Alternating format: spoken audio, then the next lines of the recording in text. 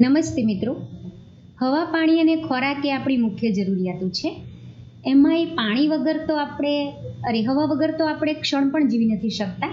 પાણી આપણને કુદરતી રીતે મળી રહે છે અને ખોરાક મેળવવા માટે આપણે ખેડૂતોનો સહારો લેવો પડે છે. ઉનાળો, શિયાળો કે ચોમાસામાં ખૂબ તડકો, ઠંડી વેઠીને ખેડૂતો મહેનત કરે, ખેતરમાં અનાજ પકવે અને એ આપણા સુધી પહોંચે છે અને આપણે ખાઈએ છીએ. પરંતુ જો વરસાદ ન પડે અને પાણી સુકાઈ જાય અને સિંચાઈ માટે પાણી ન મળે તો અનાજ પણ ન પાકી શકે અને દુકાળની પરિસ્થિતિ સર્જાય. અને જો આવો દુકાળ પડે તો માણસો ટપોટપ મરવા માંડે, પશુ પક્ષીઓ પણ જીવિત ન રહી શકે.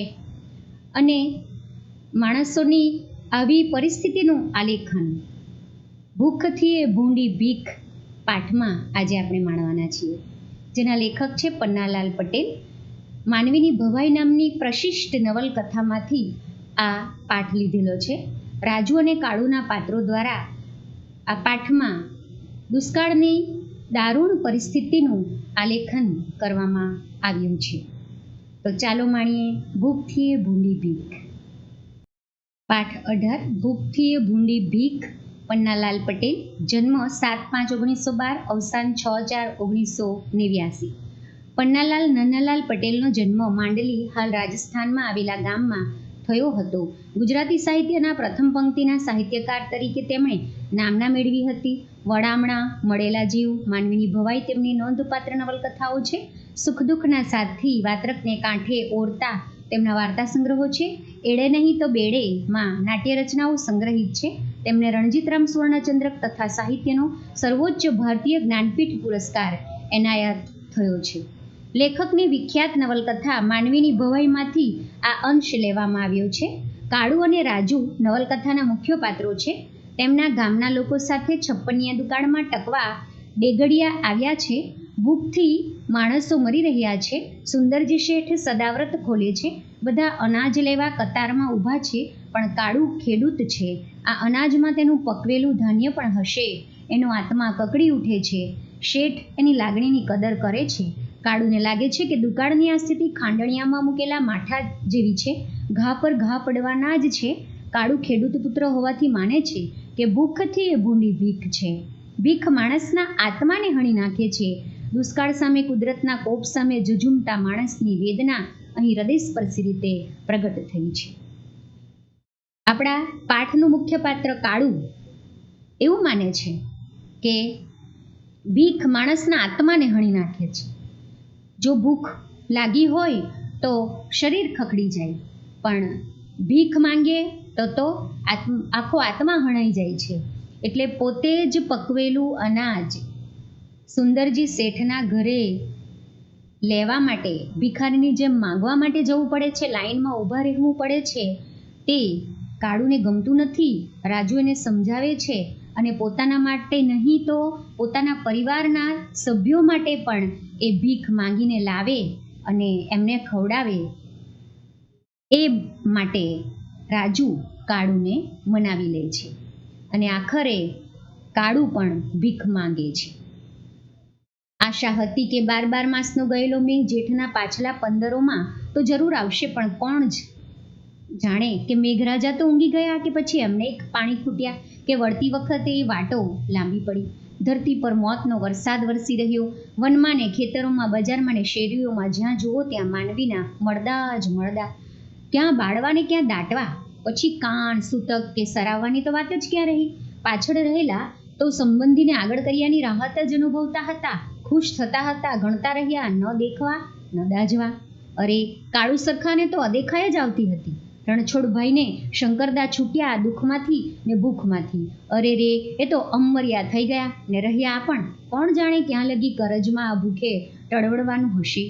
પેલું અનાજે ખૂટ્યું ને વાણિયાને ત્યાંથી બી નહીં માગું શેઠ કરીને આણેલા 2 મણ કોદરાય, જેમાં અડધો તો કચરો ને તે પાછા મેણા, ધોઈ ધોઈને દમ નીકળી જાય એવા. એ રાજુ, કાકાજી, સાસુના 3 છોકરા, ભલી ને પોતે, આમ 7-8 માણસને કેટલા દિવસ ચાલે? અલબત્ત એક તરફ અનાજ ઘટતું ગયું તો બીજી બાજુ સાસુ મુવા ને કાકોજી નાનકડી ભત્રીજીને આગળ કરી ચાલતા થયા. કાળુ એક બાજુ ખુશ થયો તો બીજી બાજુ દુઃખી એટલો થયો. આ વગર કામના જીવે છે ને કામના મરી જાય છે.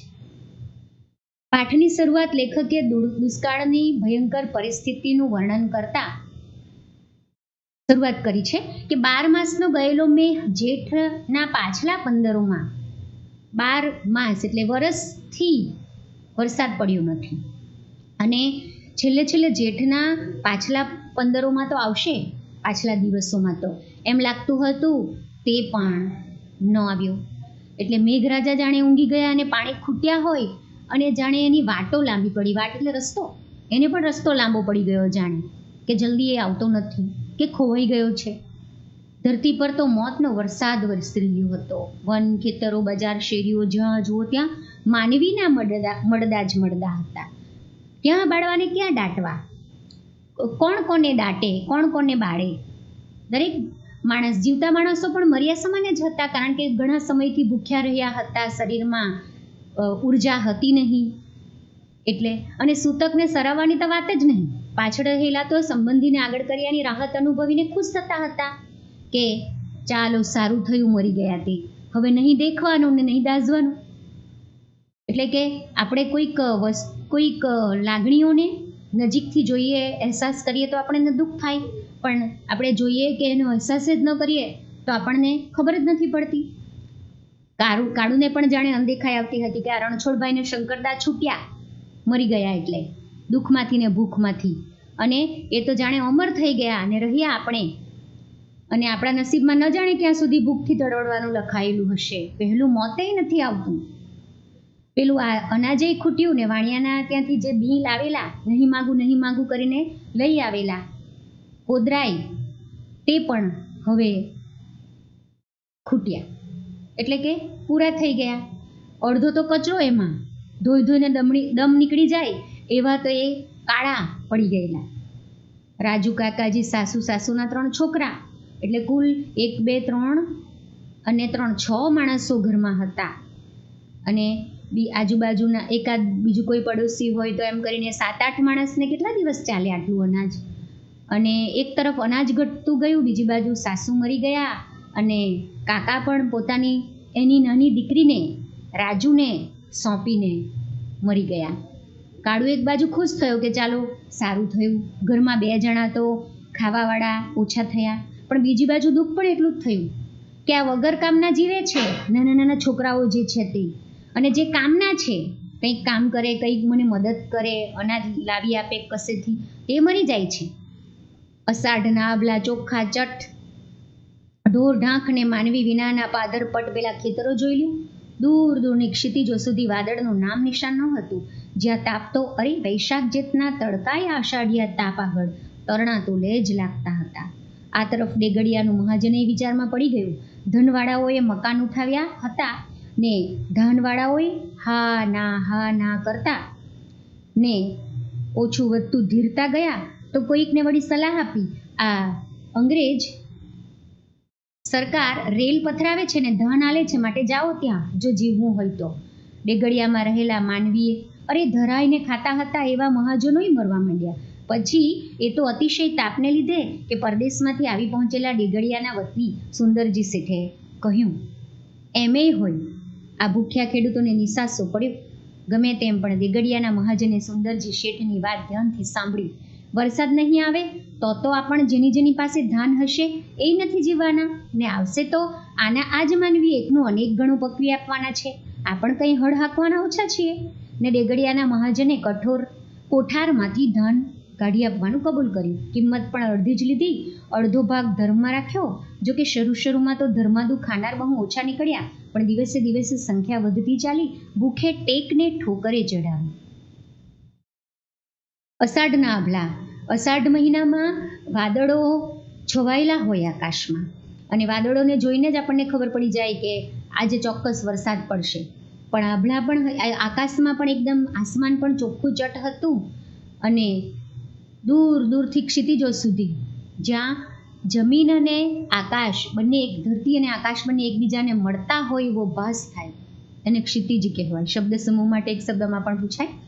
ક્ષિતિજ સુધી વાદળાનું નિશાન ન હતું અને વૈશાખ જેઠના તડકા આ અષાઢિયા તાપ આગળ તરણા તોલે જ લાગતા હતા. એટલે કે અષાઢનો તાપ વૈશાખ જેઠના તડકા કરતાં પણ વધારે અસહ્ય ગરમ ઉનાળા જેવો લાગતો હતો. દેગડિયાનું મહાજન વિચારમાં પડી ગયું. એટલે દેગડિયા ગામના જે મહાજન મોટા માણસો શેઠ પૈસાવાળા હતા તે પણ વિચારવા લાગ્યા. ધનવાળાએ તો મકાન ઉઠાવ્યા જ હતા, એટલે કે જેની પાસે પૈસા હતા એની પાસે તો અત્યારે ધાન પણ પડેલું. ધાન એટલે અનાજ પણ પડેલું છે અને એ લોકો તો સારી રીતે જીવી રહ્યા છે, ખાવાનું છે એટલે.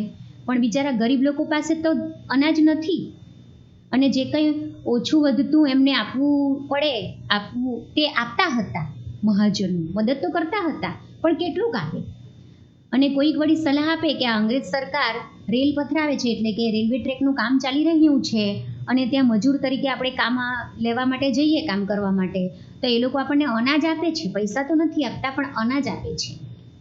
તો ભલે એ લોકોની મજૂરી કરવી, ખાવાનું અનાજ તો મળી રહેશે, જીવતા તો રહીશું એમ વિચારે છે. દેગડિયામાં રહેલા માનવી ધરાઈને ખાતા હતા. એવા મહાજનોય હવે તો મરવા માંડ્યા. અને પછી એ તો અતિશય તાપને કારણે કે પરદેશમાંથી આવી પહોંચેલા દેગડિયાના વતની સુંદરજી શેઠે કહ્યું.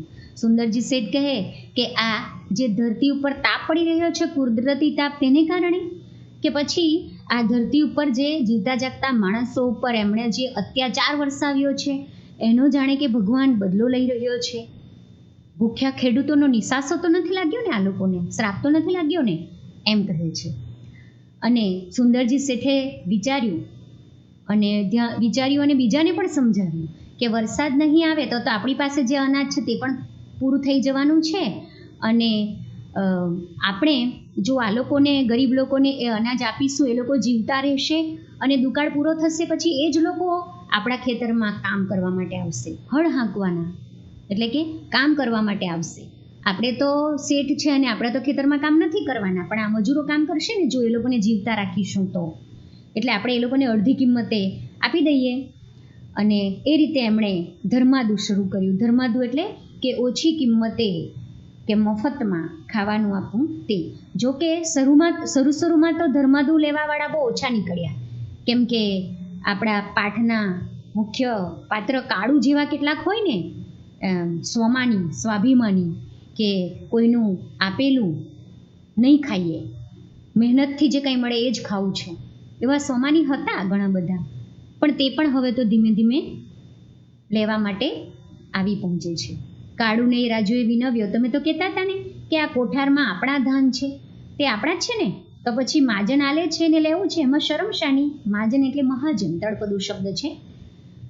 ગણી એને તો ખરી જ ને આપણા છે એટલે તો ઉલટાની વધારે શરમ. આપણા ધાન ને તોય આપણે હાથ ધરવાનો, ભીખ માંગવાની. કાળુને એમ થાય છે કે આ અનાજ આપણું જ તો છે, આપણે જ તો પકવીને એ લોકોને આપી આવેલા અને એ જ અનાજ આપણને ભીખ તરીકે આપવાના. આપણે પરસેવો પાડીને, પરિશ્રમ કરીને, મહેનત કરીને પકવેલું અનાજ આપણે ખુમારીથી ખાવું જોઈએ, તેની જગ્યાએ આ રીતે ભીખ માંગીને ખાવાનું. ત્યારે કાળુ રાજુને સમજાવે છે, લો હેંડો એવું બધું ગણ્યા વગર ઉઠો, નકર હુંય નથી જવાની. જઉં તો જેને તમારા સોગન છે, આ બે છોકરાએ ભલે ભેગા મરી જતા. રાજુ કહે છે કે તમે આવો, નકર એટલે નહીંતર હું પણ નહીં જાઉં. અને જો જાઉં ને તો મારા છોકરા મરી જાય એમ કે સોગન કસમ લે છે, સોગંદ ખાય છે. લોચો વળીને પડેલા કાળુને ઉઠે જ છૂટકો થયો, પણ એક શરતે, હું તારી સાથે આવું તે ભલે, બાકી હાથ તો નથી જ ધરવાનો. હા, તારી સાથે આવું એમ કે લાઈનમાં હું ઊભો રહીશ, પણ હાથ તો નહીં જ લંબાવું. ત્યારે રાજુ કહે છે, ન ધરતા, તમારી વતી હું ધરીશ, પછી તો ખરું ને. અરે ગાંડી! કાળુની ઊંડી ઉતરી ગયેલી આંખોમાં બહાર નીકળી આવેલા જડબાના પેલા હાડકાં હાસ્ય ઉપર હાસ્ય જેવું કંઈક ફરી રહ્યું. બોલ્યો, આ દોઢ પાસેર ખીચડી જીવાડશે એમ તું માને છે? અરે બશેર આલે તોય મારું પેટ તો નથી ભરાવાનું. આગળ જતાં ઉમેર્યું, ને તું એમ જાણે છે કે વરસાદ આવવાનો છે? આ તો પરથમીનો પલ્લો પ્રલય થવા બેઠો છે ભૂંડી. નથી આપણ જીવવાના કે નથી જીવવાના માજને, ત્યારે શું કામ ભૂંડી આ મરતી ઘડીએ કણબીના દીકરા પાસે હાથ ધરાવે છે? ના રાજુ, તું એકલી જા, હું તો નથી જ આવવાનું. ને એ થંભી ગયો. દૂર દેખાતી પેલી દરિદ્ર નારાયણોની લાંબી કતાર તરફ આંસુ વિહોણી રડતી આંખે તાકી રહ્યો. સ્ત્રી પુરુષોના એ અર્ધનગ્ન હાડપિંજરોમાં પટેલ હતા ને બ્રાહ્મણોએ હતા, કોઈ વાણિયામાંથી પણ હતા, જ્યારે ઠાકરડાની તો મોટી સંખ્યા હતી. ઘાંચી અને સિપાઈ હારમાં શેડભેડ હતા, પણ એ બધાયમાં જાજો ભાગ તો હતો ખેડૂત જ ને. કાળુના પગ જ જાણે જડાઈ ગયા.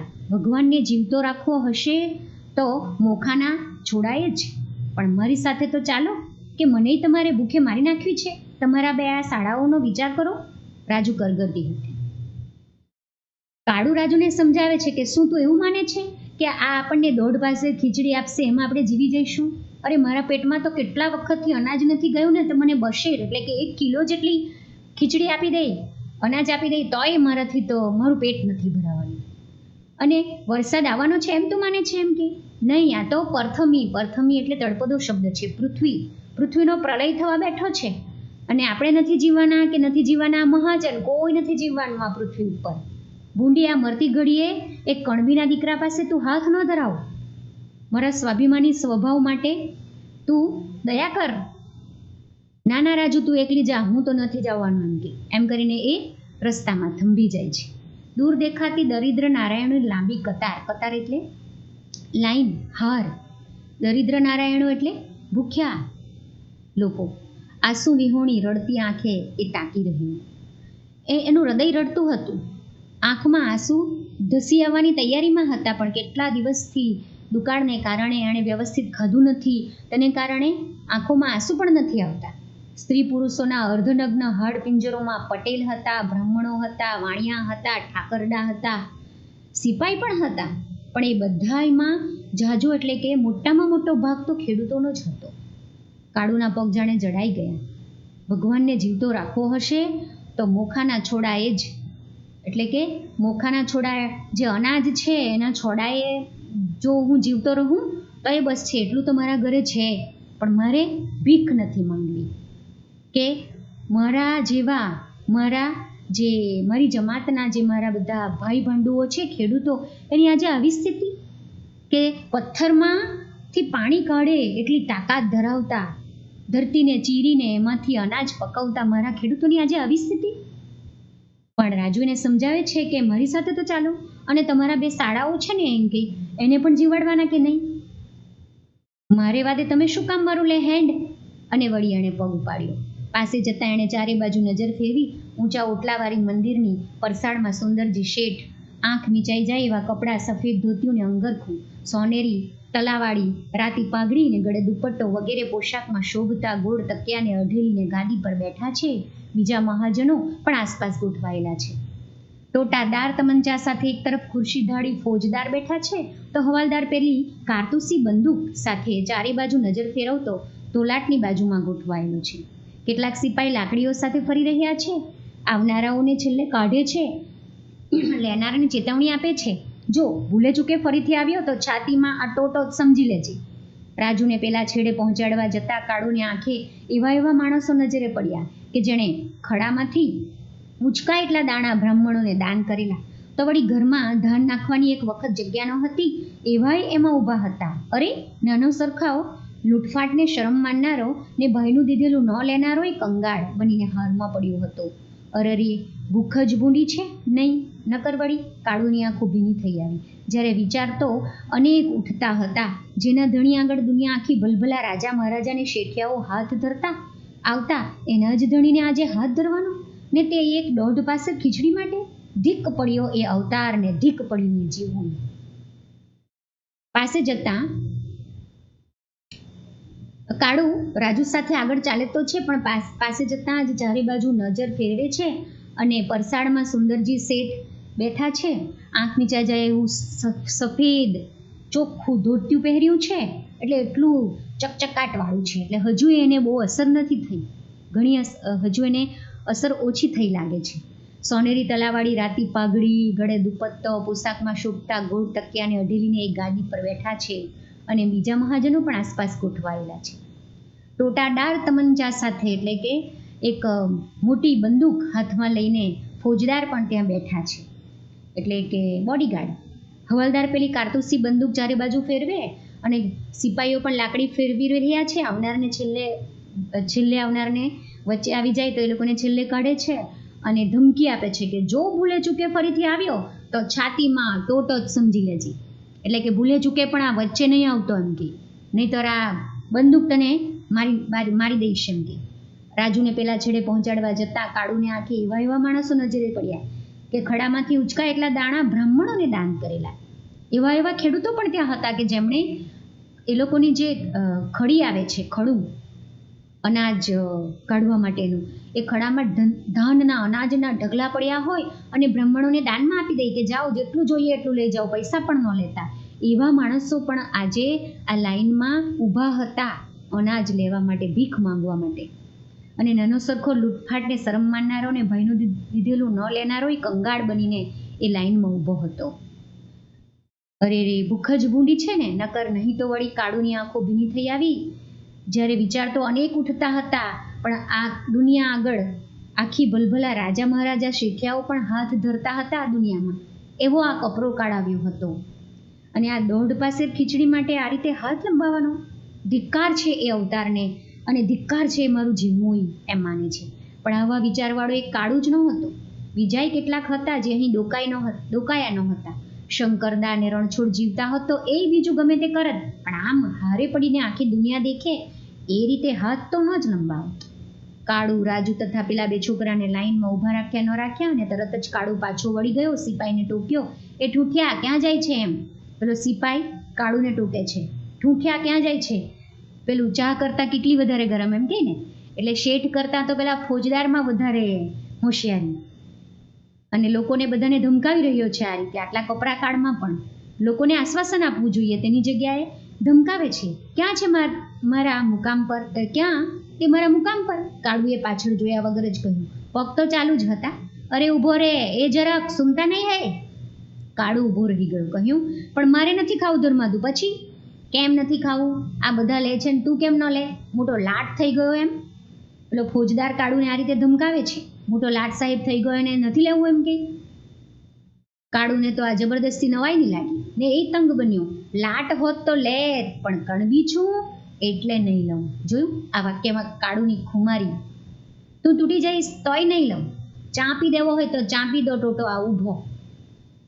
માનવીની એ આખી કતાર ડોક ફેરવી રહી, કાળુ સામે ધરતીના જાયા સામે તાકી રહી. જાયો એટલે દીકરો. ખુદ પેલા ફોજદાર અને સુંદરજી શેઠે ઊંચી ડોક કરીને સિપાઈ કંઈ ગળદાપાટું કરે તે પહેલાં તો એમણે એક મહાજનને મોકલી કાળુને પોતાની પાસે બોલાવ્યો અને પૂછ્યું, કેમ ભાઈ પટેલ, તું આ પેટ્યું નથી લેતો? ખૂબ જ સુંદર સુમધુર કોમળ અવાજમાં શેઠ કાળુને પૂછે છે. જુઓ પેલા ફોજદારની સામે જે એક નોકર જેવું કામ કરે છે, શેઠ પાસેથી પૈસા લઈને શેઠનું નોકરની જેમ કામ કરે છે, તે કેવું વર્તન કરી રહ્યો છે આ બિચારા ભૂખ્યા ગરીબ લોકો સાથે. અને શેઠ પૈસાવાળા છે, કોઈ વાતની એને કમી નથી. એ ખૂબ જ સ્વાભિમાનથી બોલે છે, ખૂબ જ લાગણીથી બોલે છે કે કેમ ભાઈ પટેલ, તું આ પેટ્યું નથી લેતો?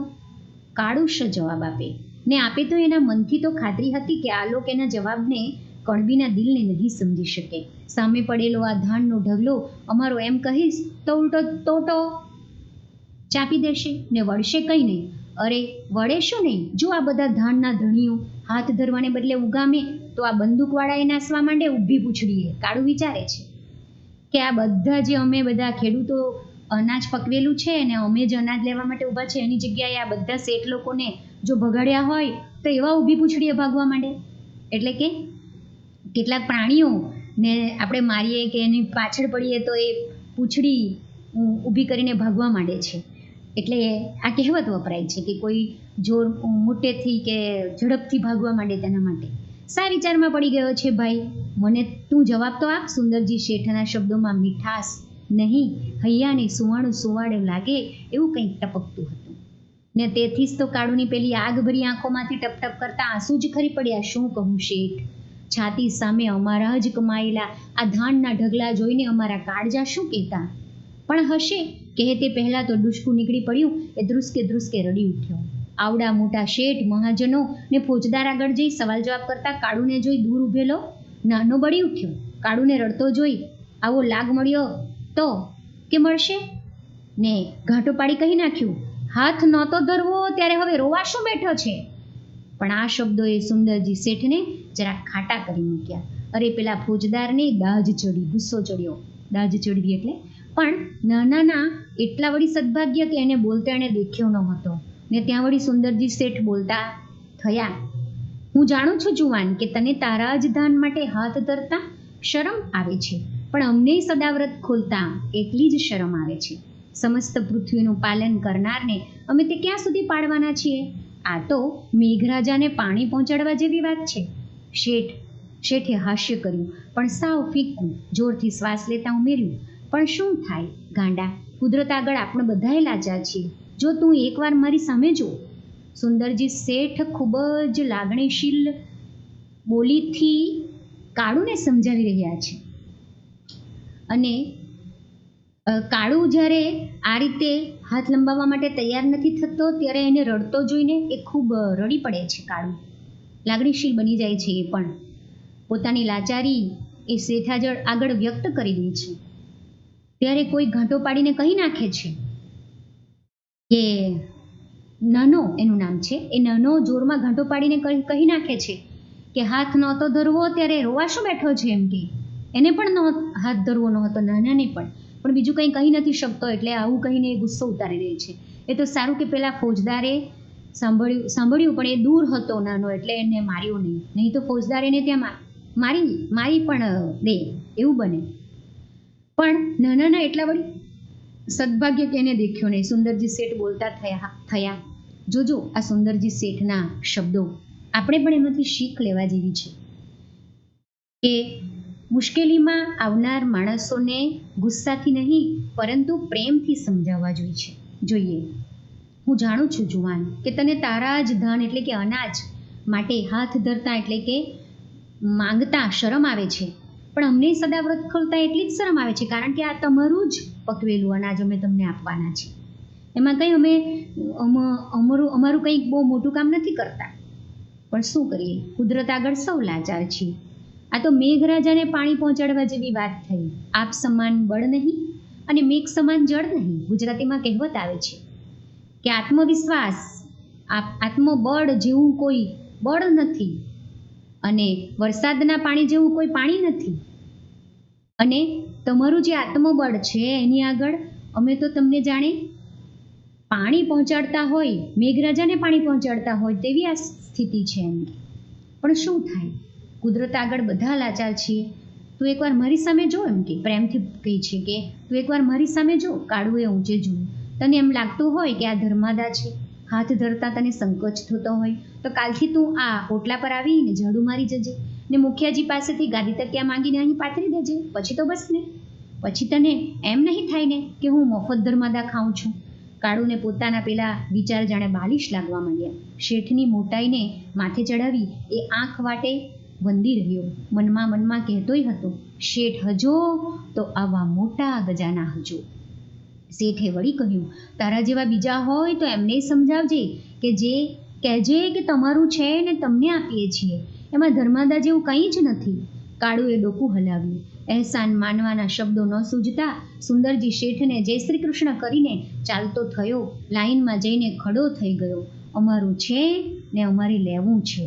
મારું આમાં હસેસ તો પેલા વલ્લાવાળા ક્યારડાની મારી સાડ હાથમાં ફેરવેલી ને રમાડેલી એ સાડના ચોખા ઓળખી કાઢું, વીણી દેખાડું કહો તો. સિપાહીને તો કોણ જાણે કેમ, પણ કાળુ જાણે આંખનો પાટો અને તે જાણે મરચાનો હતો. પણ ફોજદાર જેને સલામ ભરતા હતા એવા ખુદ શેઠની જેના પર મહેરબાની ઉતરી હતી. અરે મોઢ એનાથી વાતો કરીશ પછી એને કરી પણ શું શકાય ને એ લોકો કાળુ ઉપરની દાજ બીજા ઉપર ઉતારી રહ્યા. પાલનહાર જોયા હોય તો બરાબર હારમાં ઊભો રહે.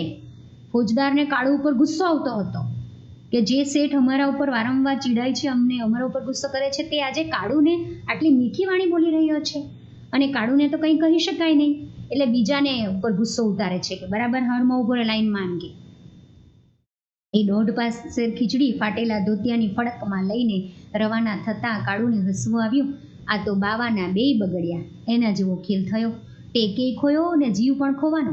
બાવાના બેય બગડવા એટલે કે બંને તરફથી બંને તરફથી મુશ્કેલ પરિસ્થિતિમાં મુકાવું, કે ટેક પણ ખોયો કે હું કોઈ પાસે માંગીશ નહીં, એવી જે ટેક કાળુએ લીધી હતી તે આજે અહીં એની એ ટેક પૂરી થઈ ગઈ.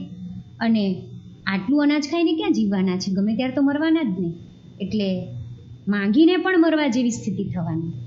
કાળુની વાત ખોટી નહોતી. અત્યાર સુધી તો પાશેર 1.5 પાશેર પણ મકાઈ કુદરા સરખું નકુર ધાન મળતું હતું, જ્યારે આ તો કાળુના જ શબ્દોમાં કહીએ એક ઓડકાર ખાતામાં જ આ 1.5 પાશેર ખીચડી હજમ. ને વાત જોતી ઊભેલી રાજુને કહ્યું, રાજુ, પેલા કેનારે ખરું જ કહ્યું છે કે રામ તારી કેવી ગતિ, કે કુણ કમાઈ કુની વતી, આપણું તો કપાળે કાણું ને આ ખોબોય કાણો નીકળ્યો. કહેનારે એટલે રાજુ ચીડાઈ ઉઠી. મારો ભાઈ ને ભગો કહે છે કે એમાં જરાય ખોટું નથી, ને આંખો કાઢતા કહ્યું, ખબરદાર, જો હવે આવો કશો બબડાટ કર્યો છે તો અડધા તો આમ ગણીને જ મરવા પડ્યા છો. તમારા ડીલ સામે તો જુઓ, તમને ખબર છે ડાકણમાં ડાકણ કોણ છે જાણો છો? કાળુને તો રાજુની ગાળોય ગોળથી મીઠી હતી. જ્યારે આ ઠપકો હતો ને તે મીઠો હસતા વચ્ચે જ બોલી ઉઠ્યું, ડાકણમાં ડાકણ તો ભૂખ છે, પણ રાજુ અત્યારે રમૂજમાં નહોતી. બોલી ઉઠી, ના, ડાકણ ચિંતા છે, માનવીના કાળજાને ખોતરી ખાય છે. ને પછી તો રાજુએ એને કેટલીક સમજણ શિખામણ દીધી. હા ભાઈ હા, હેન્ડ હવે એ બધો લવારો નહીં કરું. આમ કહેતો કાળુ વળી પાછું ગંભીર બની જવાયું. બોલ્યો, પણ ભૂંડામાં ભૂંડું શું છે એ જાણે છે તું? ભૂખ શું તે? ના, હું ભૂખને ભૂંડામાં ભૂંડી કહેતો તો, પણ એનાથી ભૂંડું આજ એક બીજું ભાળ્યું. કાળુએ ધોતિયાની પેલી પોટલી ઉપરથી નજર ઊંચકી રાજુ સામે માંડી. આરપાર તાકતો હોય તેમ જોઈ રહેતો પૂછ્યું, તને ખબર છે ભૂખથી એ ભૂંડી ભીખ છે. ભૂખ તો હાડમાંસ કાઢી નાખે છે, પણ આ ભીખ તો કાળુ જાણે બેભાનમાં એકલો લવતો હતો. રાજુ, ખરું કહું છું, આપણા ગુમાનને આત્માને ઓગાળી નાખે છે, પાણી કરી દે છે. ને યાદ રાખજે, રાજુ માટે હવે આ અસહ્ય થઈ પડ્યું. ને માં જેમ છોકરાને ધમકાવે તેમ ધમકાવતા બાવડું ઝાલી હડસેલ્યું. તેમ છાનામાના ઘેર હેડો ઘેર નકર. પણ આ સાથે જ એનો અવાજ ઢીલો પડી ગયો. શું કામ બધા ભેગા થઈને મારો જીવ ખાઓ છો? કહેતા પેલા 2 છોકરાને હડસેલ્યા. આના કરતાં તો હું જ મરી ગઈ હોત તો? રાજુના કંટાળાએ કાળુને ભાનમાં આણ્યું.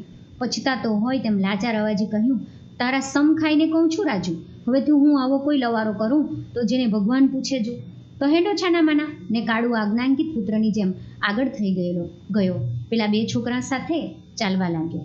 કાળુએ ન બોલવાના સોગંદ ખાધા હતા, બાકી એનું અંતર તો પાછા ફરતા અને શેરીઓમાં ભટકતા પોતાના બાંધવોની હાલત જોઈને બળીએ જતું હતું. કપડે લત્તે ને દેદારે તો બેહાલ હતા જ, ને તેમાં આજ વળી પેટિયા લીધા હતા, ભિખારીઓના ટોળા જ બરાબર. ને કાળુની આંખમાંથી ડબડબ કરતા આંસુ સરી પડ્યા. મનમાં કહી રહ્યો, અડધો અષાઢ ગયો તોય ના આવ્યો, ત્યારે હવે ખાંડણિયામાં માથું ને ધીમો કેમ રામ? આ 1.5 પાશેર ખીચડી વળી શું કામ? હવે તો ઝીંકવા જ માંડ નથી વેઠાતા રામ. ભૂખોય નથી વેઠાતી ને આ ભીખઈ માટે ઝીંકવા જ માંડ. પણ મકાનનો ઓટલો ચડતા ખુદ કાળું જ ઝીંકાઈ પડ્યો. પછી એ તો ગરમ વિચારોને લીધે ભૂખનો માર્યો કે ગમે તે કારણે હોય, માનવીની ભવાઈમાંથી આ પાઠ લીધો છે. હવે રાજુ માટે અસહ્ય થઈ પડ્યું અને કાળુ બોલ્યા જ કરતો હતો. એટલે નાના બાળકને ધમકાવે તેમ રાજુ એને ધમકાવે છે અને ઘરે જવા માટે ઉતાવળથી ચાલવા માટે કહે છે અને છાનામાના ચાલવા કહે છે. આજ્ઞાંકિત પુત્રની જેમ કાળુ પણ આગળ ચાલતો થાય છે. કાળુએ ન બોલવાના સોગંદ ખાતા હતા, બાકી એનું અંતરમાં તો કંઈક ને કંઈક બબડાટ ચાલુ જ હતો. શેરીઓમાં ભટકતા પોતાના જે બાંધવો મિત્રો હતા એમને કપડે લતે ને દેદારે એટલે કે શરીરથી બેહાલ થતા જોઈને એ ખૂબ જ દુઃખી થતો હતો અને જાણે એમ કે બધા ભિખારીઓના ટોળા જ હોય. કાળુની આંખમાંથી ડબડબ આંસુ સરતા હતા અને મનમાં કહી રહ્યો હતો, અડધો અષાઢ ગયો તોય વરસાદ તો પડ્યો નહીં, ને હવે ખાંડણિયામાં માથું ને ધીમો કેમ રામ? એટલે કે ખાંડણિયું એક પ્રકારનું અનાજ ખાંડવાનું એક લાકડાનું સાધન આવે છે. પહેલાં ઘરોમાં આ રીતે ખાંડણિયાથી અનાજ છૂંદીને ખાંડવામાં આવતું. લગ્ન પ્રસંગમાં એ વપરાય છે. 4 ખાંડણિયાને બાંધીને એને દોરી બાંધીને બધી રીત કરવામાં આવે છે લગ્ન પ્રસંગમાં, એમાં જોયું હશે તમે. આ દોઢ પાસે ખીચડી વળી શું કામની? ગમે ત્યાર તો આટલું ખાઈને પણ મરવાના જ નહીં, એના કરતાં મરી જઈએ તે સારું. એટલે ભગવાને કહે છે કે હવે તું ઝીકવા જ માંડે, એટલે કે અમને મારી જ નાખ એમ કે. પણ મકાનનો ઓટલો ચડતા કાળું પોતે જ એ ઓટલા પર પડી ગયો અને પછી તો એ વિચારોને કારણે મનમાં બધા એટલે કે એકદમ ક્રોધભર્યા વિચારો આવતા હતા. ગુસ્સામાં માણસ પોતાનું જે લીન છે તે ગુમાવી દે છે. ગુસ્સામાં માણસ પોતાની વિચાર શક્તિને ગુમાવી દે છે. એટલે કે છે કે એ વિચારોને કારણે કે ભૂખને કારણે ગમે તે કારણ હોય, પણ એ જ ઓટલા પાસે આવીને ફસડાઈ પડ્યો. પાઠ અહીં પૂર્ણ કરું છું. અસ્તુ.